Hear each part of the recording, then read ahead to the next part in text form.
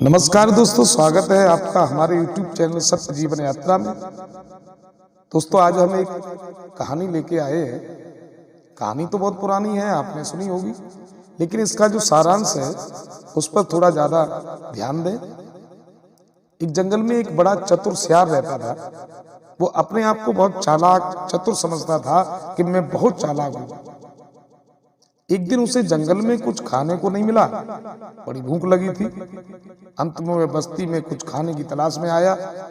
अंधेरी रात थी, लोग सो गए थे, जाड़े का दिन था, घरों के दरवाजे बंद थे। सियार गली गली में भटकता फिरा, लेकिन खाने के लिए कुछ नहीं मिला। उसी गांव के बाहर एक एकांत में घर था। उस घर का व्यक्ति कपड़े धोने का कार्य करता था। इधर उधर गड्ढे बंधे हुए थे, तो एक नाद में कपड़े भीग रहे थे, दूसरी नाद में नील भरा हुआ था। सियार को कुछ खाने जैसी गंध आई। सोचा शायद कुछ पेट में डालने को मिल जाए। नाद ऊंची थी, कूदा और वह नाद में गिर पड़ा। जाड़े का दिन था, रात्र का समय था। ठंडे पानी में गिरने से बड़ी दुर्दशा हो गई। वो जैसे तैसे उस नाद से निकला, थर-थर कांपता हुआ सीधा जंगल की ओर भागा चला गया। सवेरा जब हुआ तो नाले के पानी से पेट भरने गया। पानी में छाया देखकर दंग रह गया, क्योंकि रात को वह नील में कूद पड़ा था। उसकी सूरत ही बदल गई, पूरा शरीर रंग नीला पड़ गया। वो बड़ा प्रसन्न हुआ। जंगल में जानवरों की सभा बुलाई। उसने घोषित किया कि मैं नीलाकार हूं, मुझे ब्रह्मा ने जंगल का राजा बनाकर भेजा है। जो मेरी आज्ञा नहीं मानेगा उसे बहुत भयंकर दंड मिलेगा। अच्छा, जानवरों ने ऐसे अद्भुत रंग का कभी पशु देखा तो था नहीं। वो सियार से बड़े डर गए। उन्होंने सियार की बात मान ली। वो जंगल का राजा हो गया, सब पर अपना रौब गांठने लगा। उस सियार ने शेर को अपना मंत्री बनाया, चीते को सेनापति बनाया, दूसरे पशुओं की उसने सेना बनाई। वो बैठा बैठा सबको आज्ञा देता था। शेर उसके लिए शिकार बाहर कर लाता था, रीछ उसे बेर और दूसरे वन के फल लाकर देते थे। वो खुद तो कोई काम नहीं करता।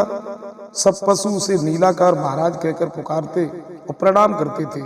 उस ढोंगी सियार को अपनी जात वालों से चिढ़ थी। उन सियारों को अपने पास भी नहीं आने देता था। उसे डर लगता था कि कोई सियार उसे पहचान न ले। किसी सियार को वह मिलने का समय भी नहीं देता था।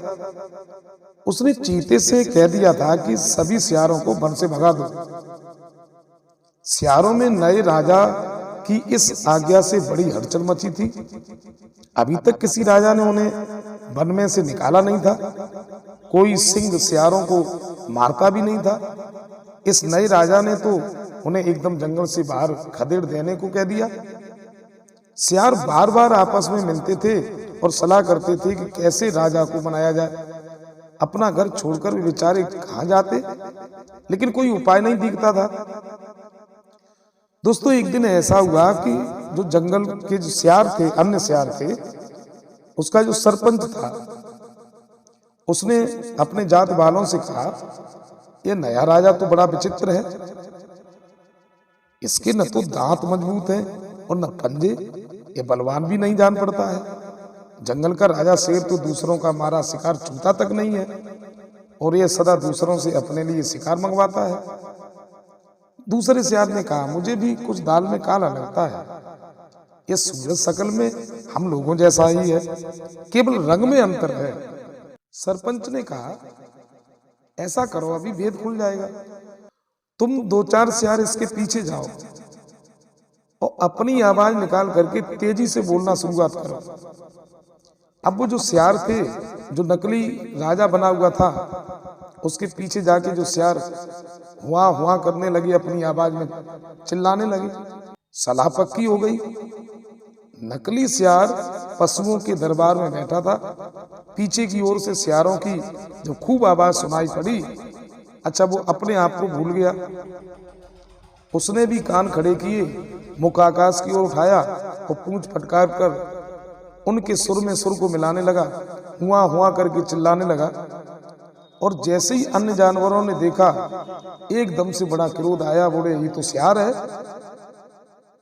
पशुओं में क्रोध भरी पुकार मची। अब सियार वहां से भागता, लेकिन शेर उसके नजदीक बैठा हुआ था। उसने अपने पंजों में जकड़ लिया। इतना उसे क्रोध आया कि उसकी बोटी बोटी नोच डाली। सियार उसी जगह पर खत्म हो गया। दोस्तों, ये तो कहानी थी, लेकिन इसका अर्थ क्या है थोड़ा उसके बारे में जरा ध्यान दें। गोस्वामी तुलसीदास महाराज जी कहते हैं कि भले और बुरे दोनों संसार में हैं, जैसे पाप और पुण्य, फूल और कांटा, देवता और राक्षस, तम और प्रकाश, सबको ब्रह्मा जी ने ही उत्पन्न किया है। वेदों ने इनके गुण और दोष की विवेचना की है। बिना गुण और दोष जाने यह निश्चित करना कठिन हो जाता है किसके साथ जाना है और किसके साथ नहीं जाना है। क्या होता है दोस्तों, कभी कभी भले और बुरे में पहचान कर पाना बहुत ही मुश्किल हो जाता है। यदि कोई बुरा व्यक्ति भले व्यक्ति का स्वांग करे, ढोंग करे, तो उसे सहसा कोई पहचान नहीं सकता। लेकिन दोस्तों, पहचानने में समय लगता है। समय भले ही लगे, लेकिन एक न एक दिन यह भेद खुल जाता है। जैसे मान लीजिए कोई अपना मित्र नहीं है, फिर भी वह मित्रता का स्वांग करता है, ढोंग करता है। आरंभ में हम भले ही उसे अपना मित्र हितैषी मान लें, लेकिन वह दिन आ ही जाता है जब हमें पता चल जाता है कि यह मित्रता नहीं थी, सिर्फ स्वांग था। दोस्तों, गोस्वामी तुलसीदास जी कहते हैं कि उघरे अंत न होय निभाऊ, काल नेम जिम रावण राहु। गोस्वामी जी कहते हैं कि जिसके पास साधुता है उसे सम्मान मिलता ही है, लेकिन जो असाधु होकर भी साधुता का ढोंग करता है, उसका ढोंग एक न एक दिन उजागर हो ही जाता है। इसी तरह से हर रहस्य का एक न एक दिन खुलासा होता है, खासकर ऐसे रहस्य का जिसके बल पर कोई अनैतिक कार्य किया जाता है और दूसरों को सताया जाता है। मेरे कहने का मतलब ये है कि हम जो हैं सो बनकर रहें तो अच्छा है, क्योंकि पाखंड और जो ढोंग है इसका परिणाम बहुत बुरा होता है। इसलिए कभी न तो पाखंड करना चाहिए और न कभी पाखंडियों के पास में जाना चाहिए। यही मेरा कहना है। राधे राधे, जय श्री कृष्ण।